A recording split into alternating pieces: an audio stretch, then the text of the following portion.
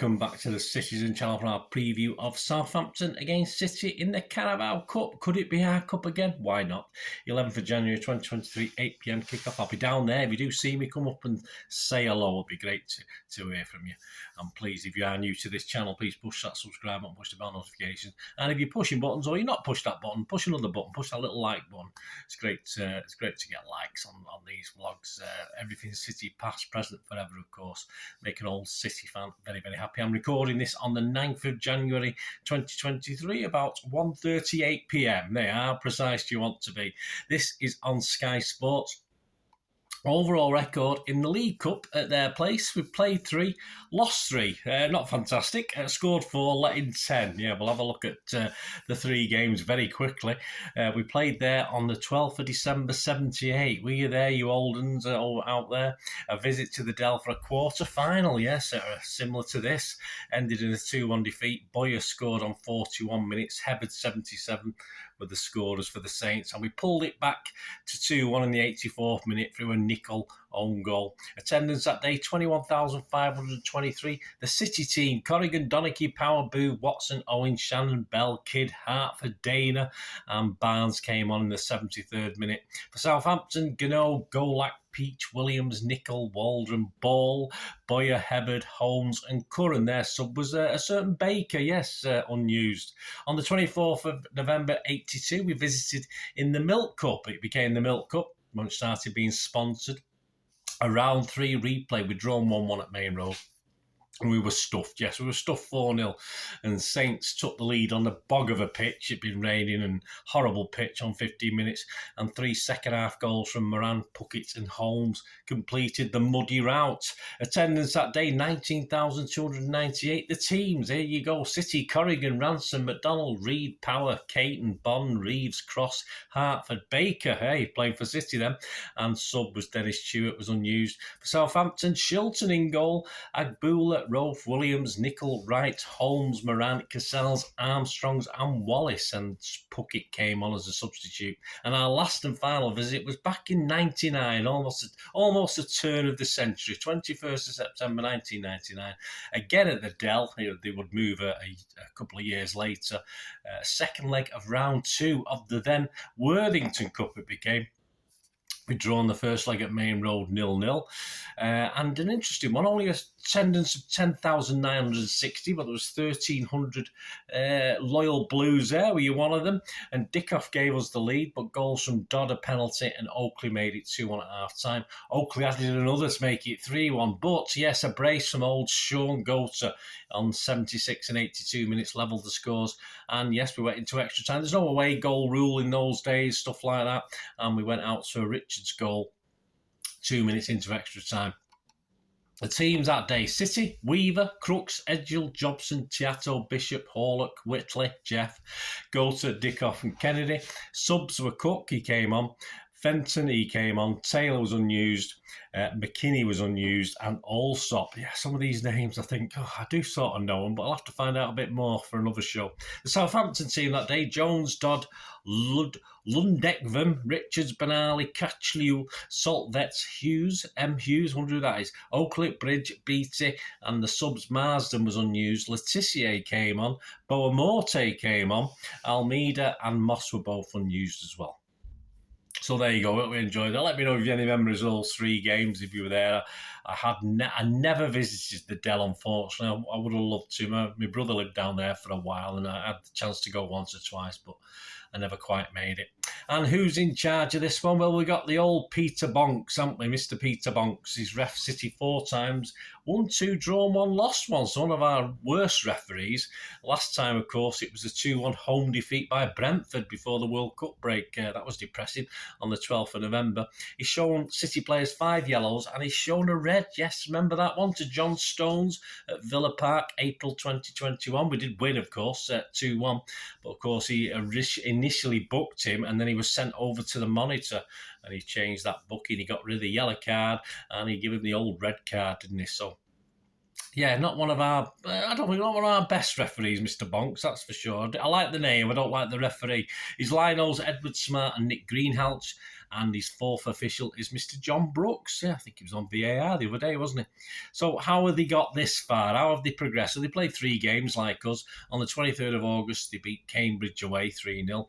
On the 9th of November, they were at home to Sheffield Wednesday, and a 1-1 draw turned into a 6-5 victory on penalties. And on the 20th of December, a 2-1 win over Lincoln. And pretty much, despite being awful in the league, and they have been awful in the league, the Saints have done okay in the Cups this season and previous seasons. They've always seemed to get reasonably far in it from memory and from what I can remember. And we've played them a few times in the FA Cups as well. And yeah, they were good value for a successful win at Selhurst Park at the weekend in round 3 of the FA Cup with a 2-1 win over Palace. So yeah, they'll be quite chuffed about that.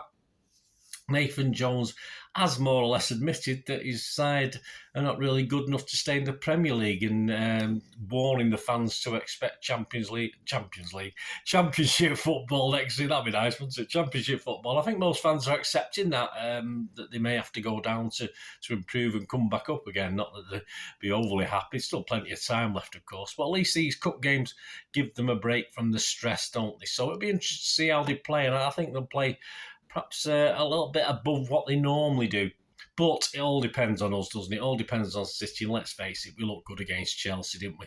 I think Pep will play a very similar team. And with respect to the Saints, that should be good enough. If you play a similar team to what we played against Chelsea, it should be good enough to progress to the semi-finals. Of course, we've got mixed fortunes just recently at Southampton, although overall we've got a great record, of course. And it'd be an extremely interesting selection, this 11. If you think of the derby coming up on Saturday as well. So I'm going to predict an 11 now in a moment, but yeah, very, very hard. I think he'll try to give key players for United minutes, although not necessarily starting them. That's the thing. But so will we see more or less a similar team to what he played against Chelsea? As I said, I think he will try to give players minutes because he doesn't want to give them like KDB. He doesn't want to keep him on the bench for 2 games, surely, and then throw him into the cauldron of Old Trafford. So it'll be interesting. Be interesting to see what Pep does. Grealish, I've ignored Grealish because apparently he was poorly, wasn't he, for the Chelsea game.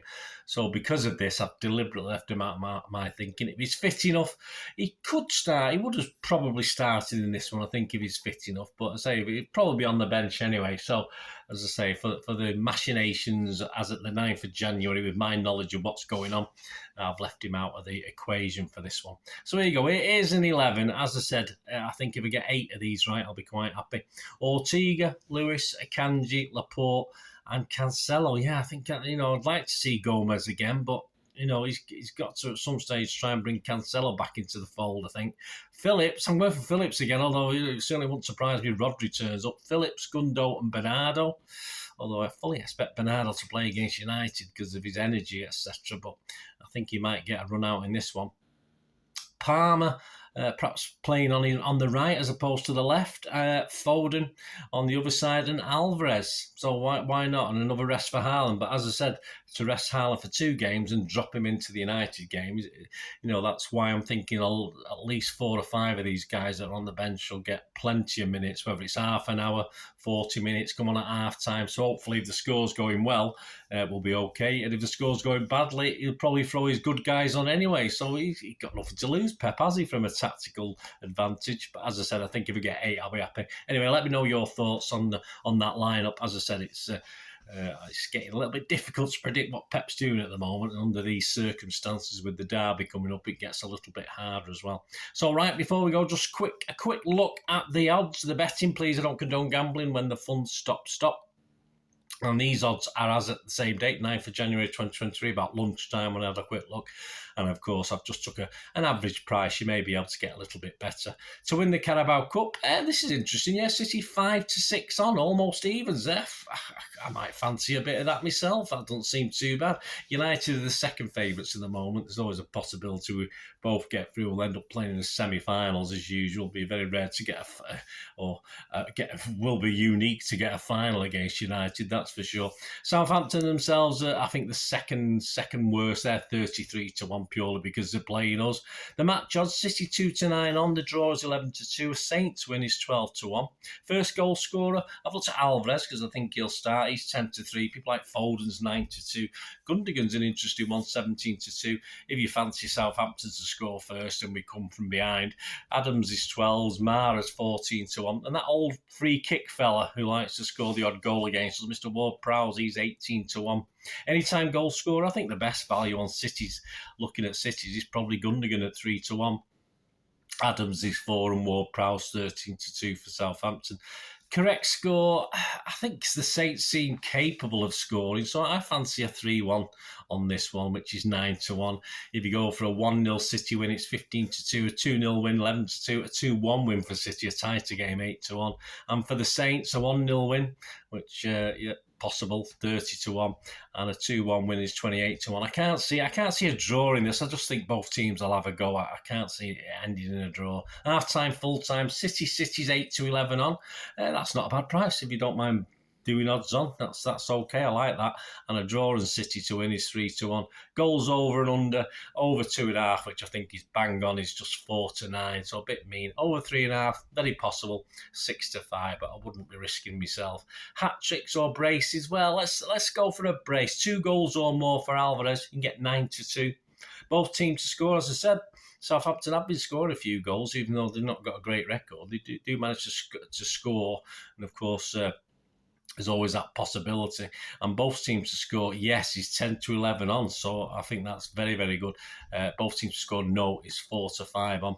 The winning margin, 2-goal winning margin for City, 11-4, 3-goal, 4-1. For the Saints, if they scrape that 1-goal winning margin, 13-1. And because it's a 90 minutes and a penalty thing, I've had a quick look at anything else of interest comes up with the penalty side of it, isn't it? And to win through on penalties, City are a very nice 10-1. So if you fancy the teams to draw, as I said, I don't fancy it happening, but hey, at 10-1. And Southampton themselves are 12-1. So do a little bit of Dutching and it ends up as a draw. You've money in the bank, haven't you, just to make up for it. So let me know what you think. Let me know what you're doing, what you fancy for this little game coming up. Of course, I'll be back with the ratings and talking points, which will be a combined one this week, only because of lack of time. I'll be travelling to Southampton. It'll be very middle. What time will it be? We'll get back probably about 3-4 o'clock in the morning. So I'll hopefully be able to get something out on Thursday, but I'll do a combined one rather than a player ratings and talking points separate. I'll do a quick combined version.